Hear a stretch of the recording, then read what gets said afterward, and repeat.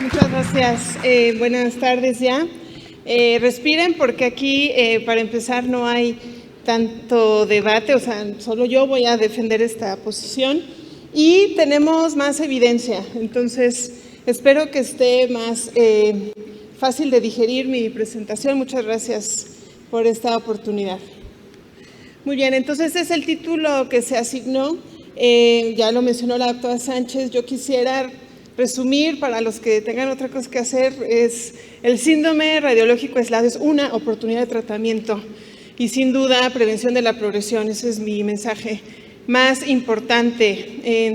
Hemos hablado mucho, sabemos de la relevancia del daño subclínico en esclerosis múltiple, evidenciado por los cambios que vemos muy tempranamente en la resonancia magnética, la mayor magnitud de cambios en resonancia versus la clínica, la obligación que tenemos de diagnosticar y seguir a los pacientes con resonancia magnética. Y no solo eso, sino en el fondo de eso, la neurodegeneración, los biomarcadores y el profundo deterioro de la calidad de vida en pacientes que nosotros quizá podríamos pensar que están estables. Y esto se evidencia con estas imágenes que hemos visto de manera repetitiva de la acumulación del daño tisular y el concepto actual de que la esclerosis múltiple es un continuo.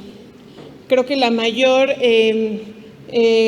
fuerza de evidencia que tenemos son los datos a largo plazo de personas que participaron en ensayos clínicos con las primeros experimentos de tratamientos modificadores de la enfermedad, pues hace ya más de 30 años, donde se veía así un beneficio de iniciar tratamiento, ¿no? Por ejemplo, interferón beta, y versus el grupo placebo, que no. Y la evidencia contundente no solo que tenemos en las diferencias en la discapacidad, sino algo que a mí me traumó el día que lo vi: expectativa de vida. Han muerto más los pacientes que participaron en los ensayos clínicos brazo placebo en los 90s, aunque eventualmente todos recibieron un tratamiento. Creo que no hay mayor evidencia de eso, que la esclerosis múltiple se tiene que tratar. Bueno, sí, ya todo nos queda claro, pero me pidieron que hablara de síndrome radiológico aislado y entonces yo ahora les voy a justificar por qué decimos que el síndrome radiológico aislado es esclerosis múltiple.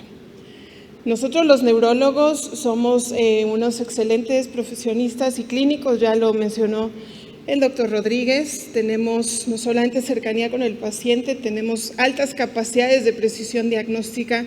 Parece una lección de humildad para todos nosotros saber que hay pruebas que nos pueden ganar. Es decir, yo puedo decir solo tiene neuritis óptica y la resonancia dice sí, pero tiene 8 lesiones en el cerebro y tú pensabas que solo tenía neuritis óptica.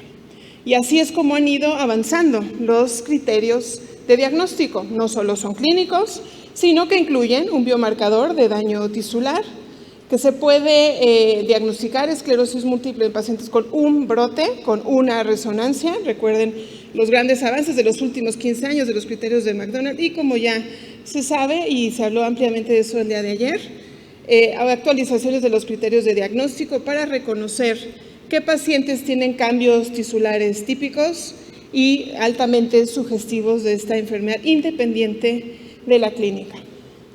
La definición de síndrome radiológico aislado se ha seguido acotando o limitando a incluir pacientes que tienen, sí, por supuesto, lesiones desminimizantes sugestivas de esclerosis múltiple en ausencia de eventos clínicos característicos.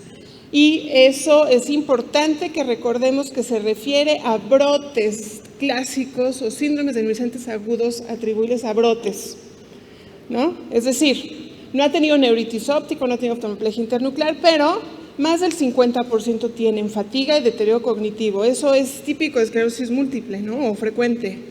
Sí, pero no es un brote. Bueno, hay que poner, ¿dónde ponemos la raya de si es por esclerosis múltiple o no? Aquí vemos los motivos por los cuales se han realizado, se han detectado estos pacientes asintomáticos, ¿no?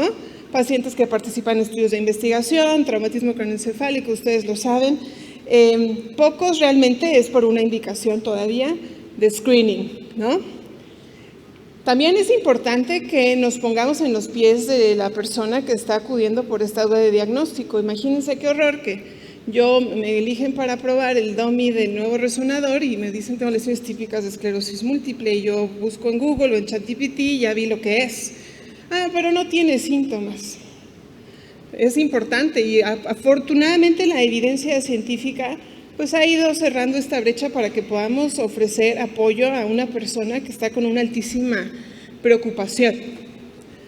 Las definiciones de síndrome radiológico aislado van un poquito atrás de las definiciones o criterios de diagnóstico para esclerosis múltiple, pero se han ido también simplificando, dándole peso, como ven a la derecha, sobre todo en los últimos años, insisto, menos anormalidades para ya sospecharlo y las variables que aumentan el riesgo de que una persona tenga mayor discapacidad, como lesiones en la médula, bandas oligoclonales, es decir, un proceso inmunológico crónico y, por supuesto, actividad, que siga empeorando la resonancia magnética. Mis colegas han hablado también de los cambios en resonancia magnética que son típicos de esclerosis múltiple, por lo cual no solamente se incluyen los criterios de McDonald, sino que podemos con mucho mayor certeza hacer nuestros diagnósticos. Y esto va de la mano de los cambios en el tejido, inflamación crónica, lesiones desmineralizantes perivenulares, que son los hallazgos clásicos de neuropatología de esta enfermedad. No están los criterios de McDonald, tiene menor peso y también hay muchas cuestiones técnicas, pero sabemos que hay cambios muy sugestivos como lesiones en la corteza cerebral y pues muy importante, difícilmente vamos a tener hallazgos incidentales en la médula. Lesiones cortas, parciales, posterolaterales, pues nos van a aumentar muchísimo la sospecha diagnóstica. Se han entonces analizado los factores de riesgo de empeoramiento en una persona con un RIS y en las personas que tienen estos factores que tienen mayor riesgo de empeoramiento, obviamente, mientras más factores acumulen, el riesgo de conversión, es decir, que tenga un síndrome desmineralizante agudo, brote, una conversión clínica evidente, lo que llaman EDA, ¿no? Actividad evidente de la de esclerosis múltiple, el riesgo es altísimo. En este estudio clínico, en menos de 2 años, el 98.6% de las personas que tenían 3 factores de riesgo desarrollaron un síntoma. Esa ha sido al menos mi experiencia. El día de hoy no tengo ningún paciente que permanezca con diagnóstico de RIS. Entonces, con toda esta evidencia, podemos decir que esto ya es esclerosis múltiple. Y entonces ya sabemos que la esclerosis múltiple se debe de tratar, ¿no? Desde hace 30 años. ¿Qué biomarcadores nos pueden sumar sospecha y ser útiles para estratificar el riesgo? Se tendrá que discutir para elegir si es candidato a terapia de alta eficacia o no. Todavía eso, no hay guías de tratamiento para RIS.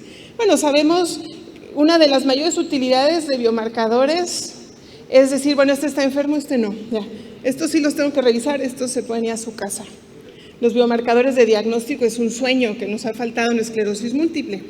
Se sabe, por ejemplo, que los neurofilamentos de cadena ligera en suero, obviamente también el líquido cefalorraquídeo, se comportan muy diferente entre personas sanas, personas con esclerosis múltiple, personas con esclerosis múltiple más grave. Pero no nos hace la diferencia en cuanto a la especificidad. Puede tenerlo también alguien con Parkinson, traumatismo craneoencefálico, etcétera. De manera interesante, vean este estudio que siguieron a pacientes desde 10 años antes de que desarrollaran esclerosis múltiple. Las personas que eventualmente tuvieron datos clínicos, tenían títulos más altos de neurofilamentos. Muchas personas, sobre todo los que tenemos más de 40, nos hacemos estudios de screening para ver nuestro riesgo, no sé, diabetes, dislipidemia, cáncer de mama. ¿Por qué no hacernos neurofilamentos para saber si vamos a desarrollar esclerosis múltiple? Es algo que me quedo pensando. A la doctora Garmendia y los colegas han hablado de los riesgos de exposición remota a patógenos. Hay evidencia muy sólida con virus de Epstein-Barr, pero no es el único microorganismo que se ha asociado con mayor riesgo. En este estudio muy grande se analizaron los perfiles de expresión inmunológica a mayores títulos de anticuerpos IgG, por supuesto, contra virus de Epstein-Barr, pero otras, inclusive bacterias agudas, E. coli, Pseudomonas aeruginosa y otros, podían diferenciar el grupo que tenía mayor riesgo de desarrollar esclerosis múltiple. Interesante también. ¿Qué evidencia hay? Bueno, por eso es relevante tener esta conversación. Ya se han publicado al menos 2 estudios, ensayos clínicos con pacientes con riesgo, una disminución muy importante del riesgo de conversión clínica. Esto se vio en dimetilfumarato versus placebo y también con teriflunomida, y la reducción es muy grande y en muy poco tiempo. Creo que es muy evidente que hay que hacer algo con estos pacientes.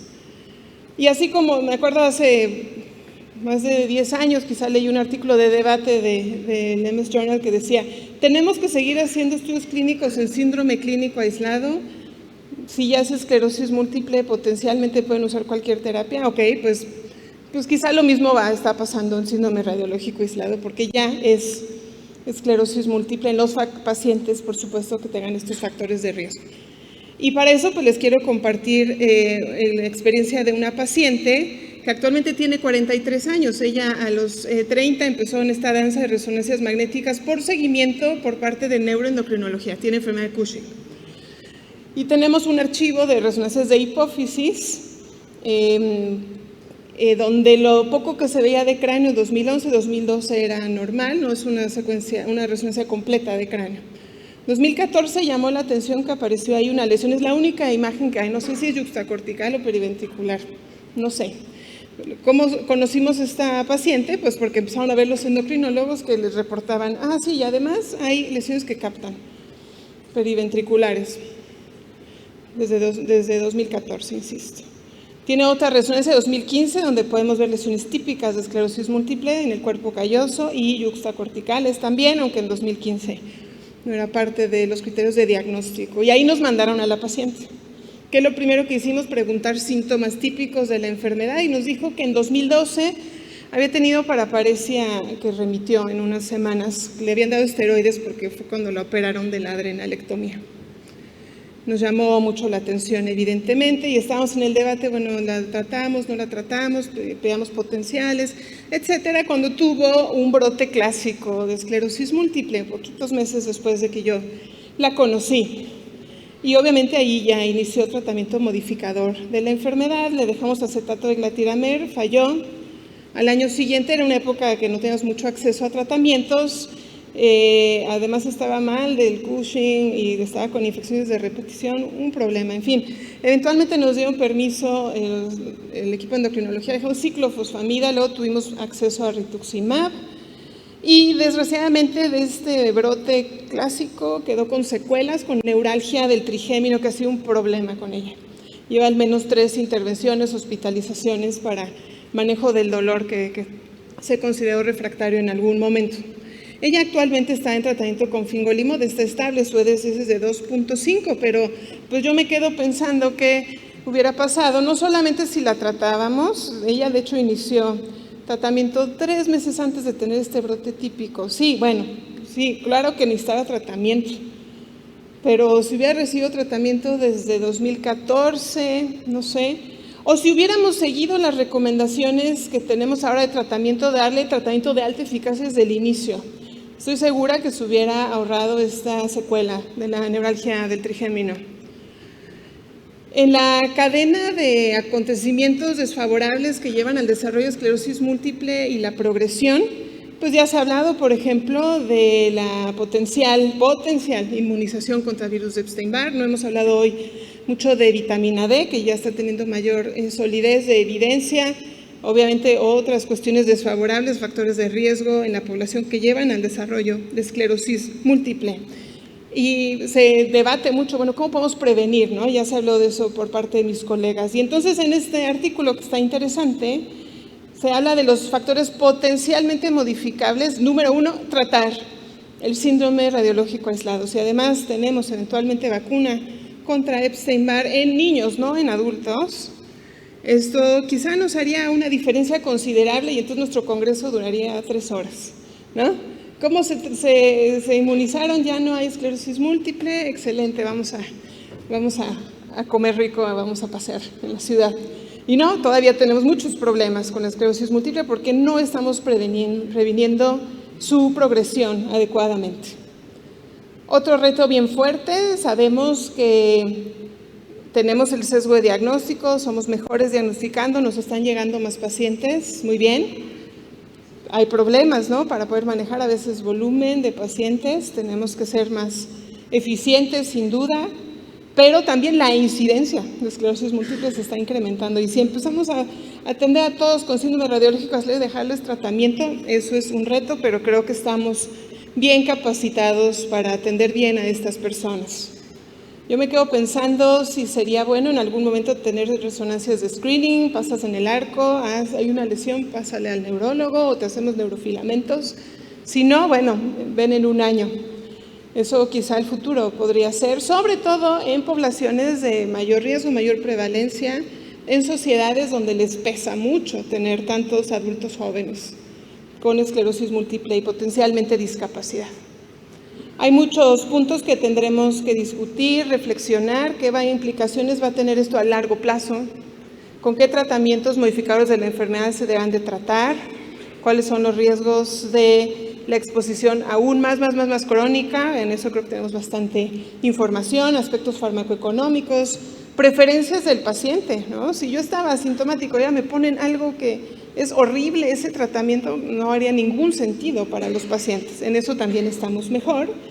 Y pues todas las medidas de estilo de vida y planes de vida de la persona que influyen en el tratamiento a tan largo plazo de la esclerosis múltiple, insisto, con el reto de estar asintomático, ¿no? Más adelante tendremos espacio en estas 3 presentaciones, si hay espacio, esperemos, para preguntas. Me encantará escuchar sus opiniones y con esto agradezco la oportunidad de participar y reflexionar sobre un tema pues que ya tenemos encima. Muchas gracias.